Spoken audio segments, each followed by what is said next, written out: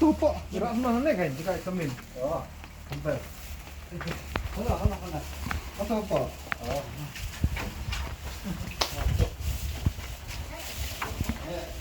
Thế mà. Masih betul untuk kayak ni.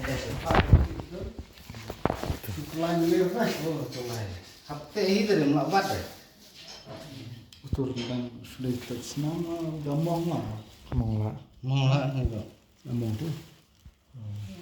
Tim tu cek proyek ini dah. Proyek hadien hai nak boleh deh. Sebab Skei mengenai shynrang Nongkasen tim kamar suara warna shynong ini hasil yang khublei nó ngoài suara ini cái khublei chỉ có một cái gì là chữ cái gì và nát thì là số này thì làm mà nó đi như thầu ấy nghĩ vậy thì mình đây bằng xin có biết rồi chuyện bây giờ đây chuyện chúng ta ít ai cũng lên một và là